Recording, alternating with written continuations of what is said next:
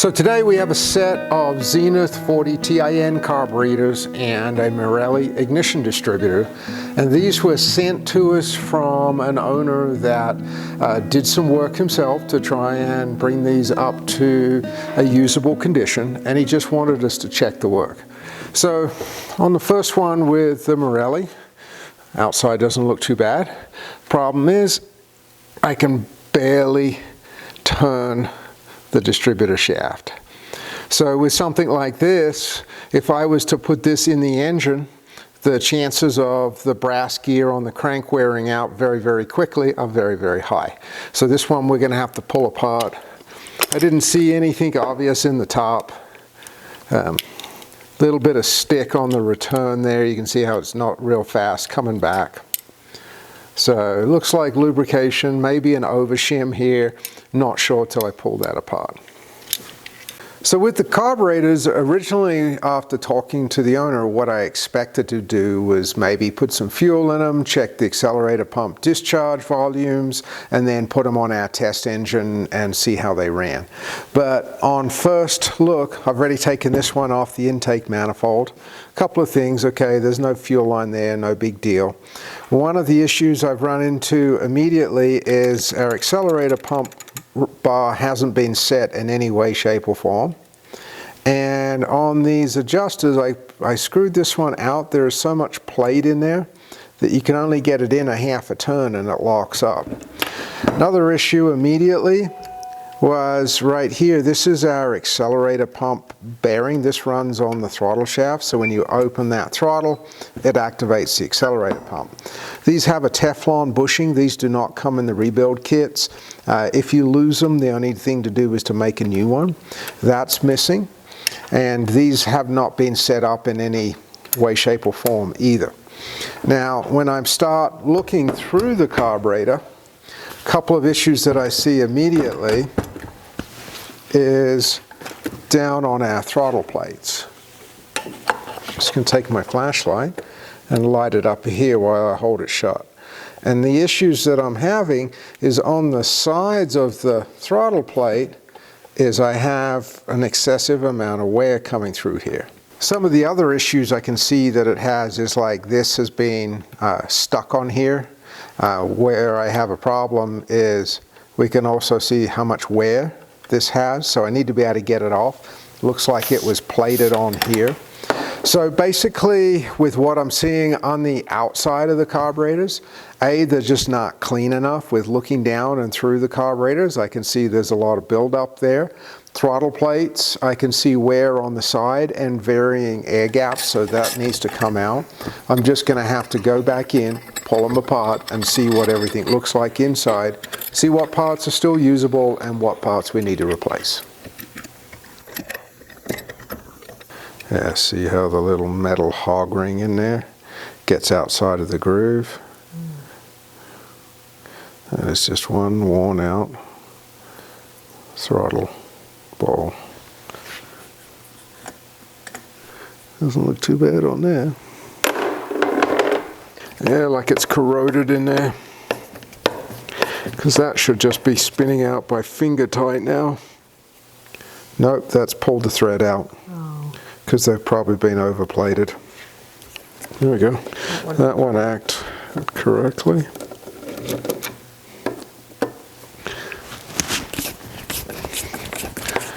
A little bit tight. Yeah, I can see the threads pulled out. Oh no, this one's ripping the thread out too. This one's going to do the same thing. I can feel it. Not as bad. Nope, pulled the threads.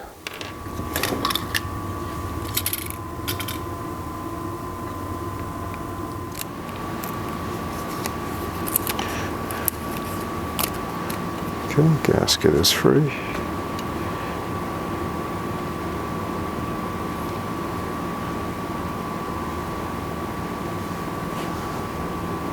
Looks like the wrong O-ring in there.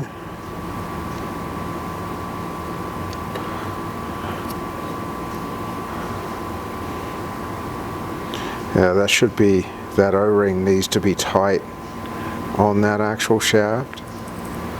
Everything seems to be moving.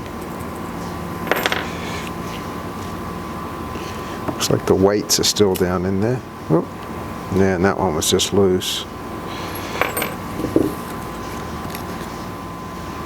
So down in here, we're going to have these little brass weights, and I'm going to pop them out right now. And these act almost like a check valve in that they have a taper on the bottom, and as the fuel flows through, they'll lift up a little bit and allow that fuel to flow through the system.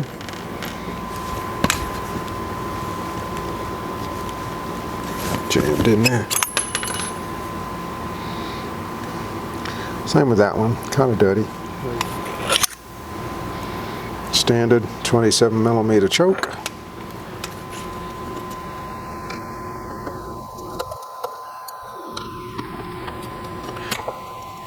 Yep, that's the air corrector. Then we have our emulsion tubes. And then down in here, these are our bowl accelerator pump check valves. Looks like these have been replaced, and these were a common problem. So these are for the deceleration system. Looks like we're missing a pipe on the left side on this carburetor. And I'm just going to pop these off for right now. I'm just undoing the connection for the vacuum pipe to the decel valve assembly. This should be unscrewing with just my fingers. There it goes. Pretty much everything is corroded on this carburetor. This plate.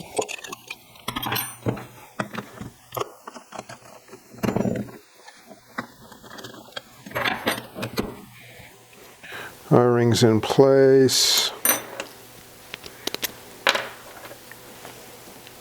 Just take a look. These have a nasty habit of, there's an aluminum disc and a spring in there.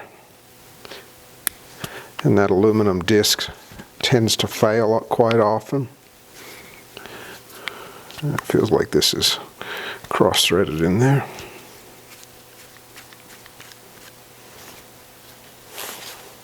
Yeah, it's pulled the threads out.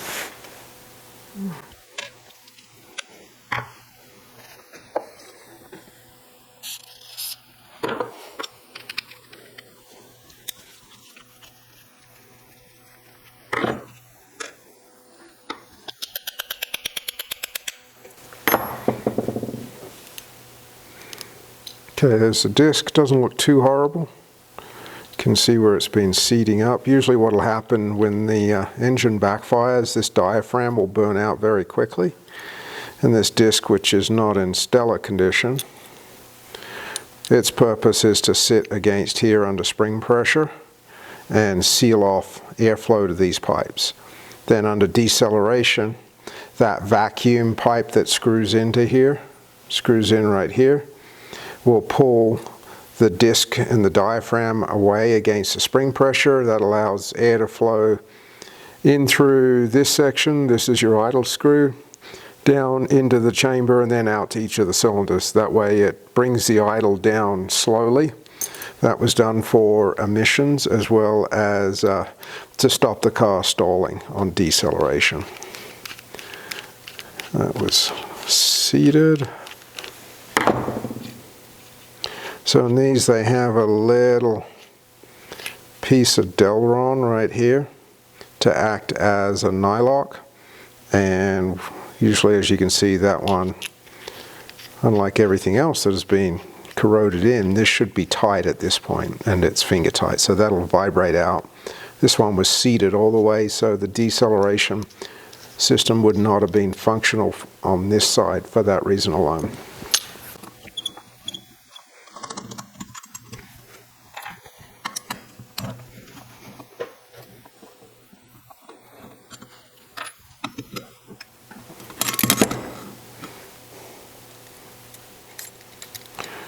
We'll deal with this in here. You can really see this play. There should be no play there. So we'll have to make the bushing for going back into there.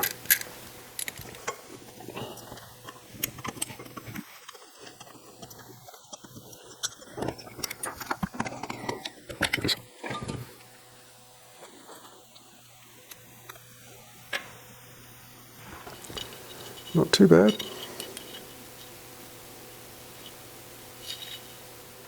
Some corrosion down inside the port right there.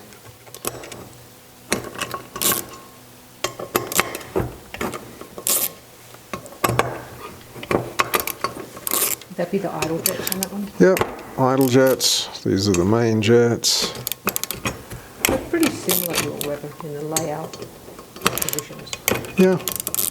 Just different parts.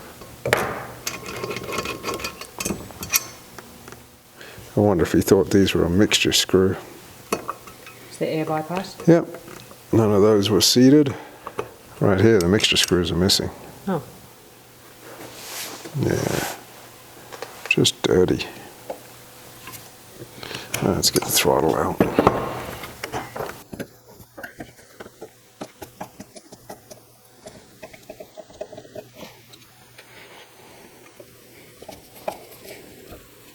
Yeah, so there's our throttle plate wear right there. You can see it's more on one side, just there and there. Not the worst I've seen, but not the best I've seen, that's for sure. You can see how it's worn an actual step right there. Catches my fingernail.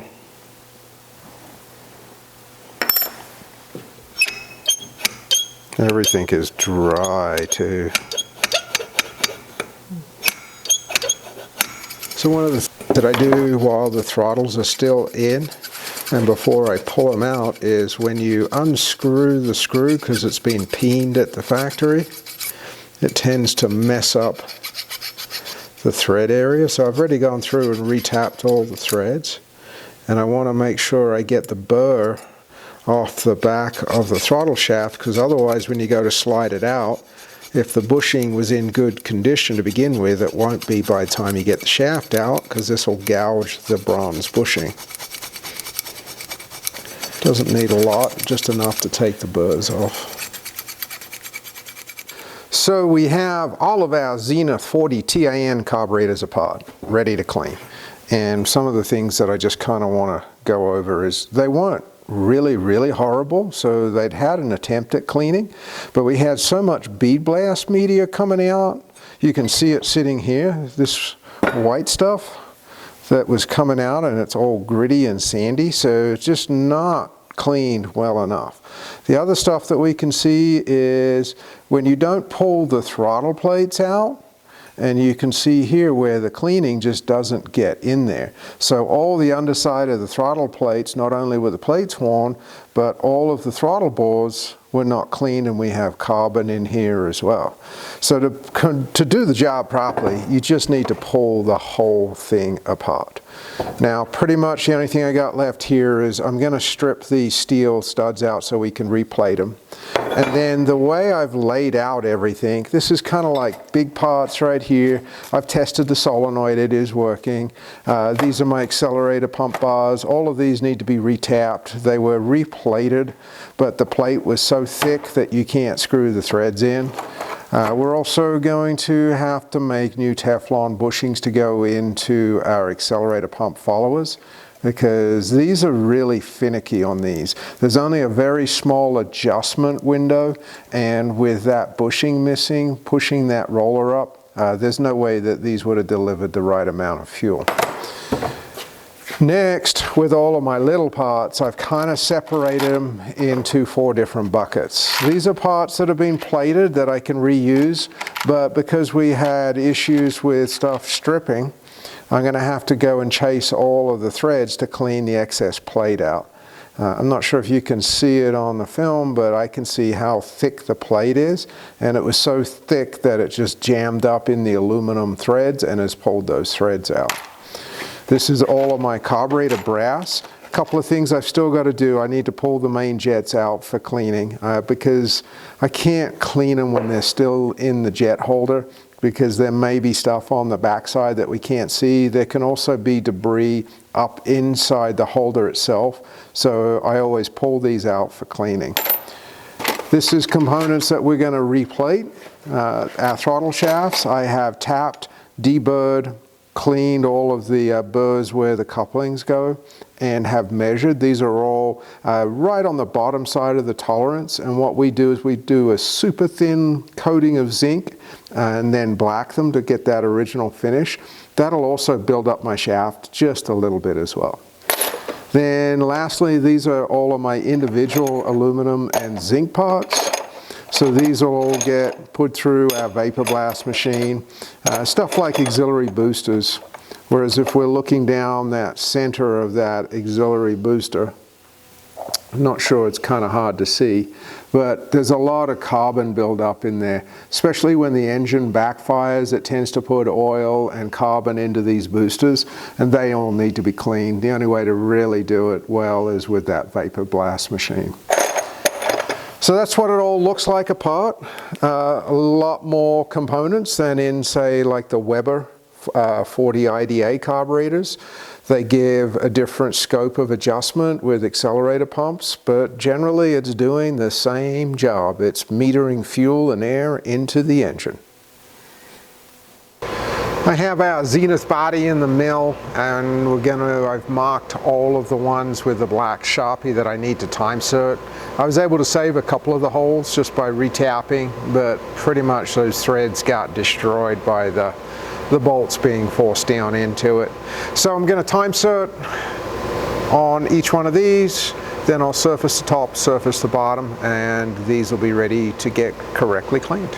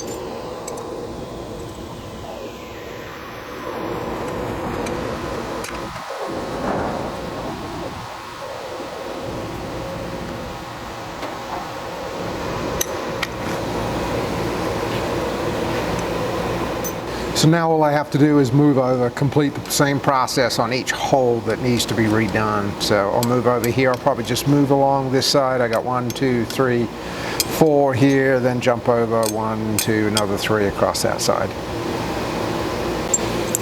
I've got all of my time certs installed. Next step I'm going to do is a very light surface machine. This just does a couple of things.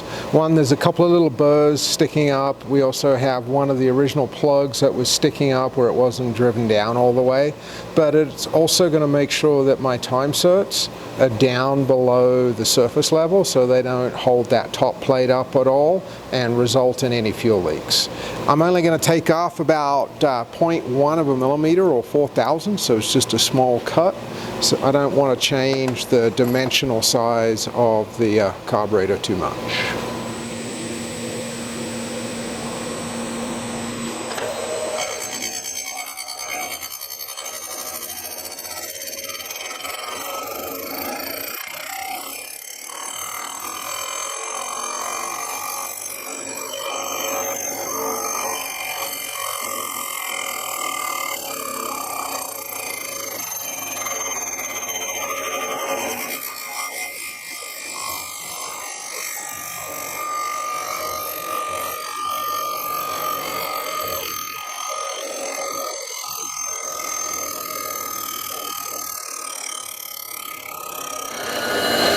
So that's going to finish the top part of the operations. And you can see on some of these inserts right here, it's just touched the insert, it just touched the insert there. So this way it just ensures that everything's going to be nice and flat. I've still got to deburr these edges because these are going to be pretty sharp. Then the last part of the operation is I'm going to resurface the side that bolts to our intake manifold just to clean things up a little bit.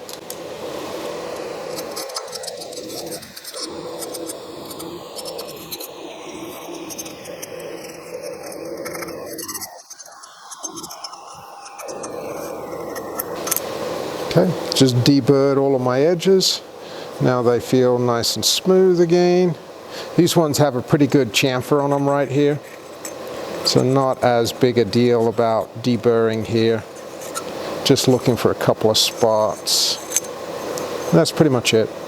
I'm going to leave these nice and sharp. These are where my air corrector and emulsion tube holders punch in, and I want that nice and sharp.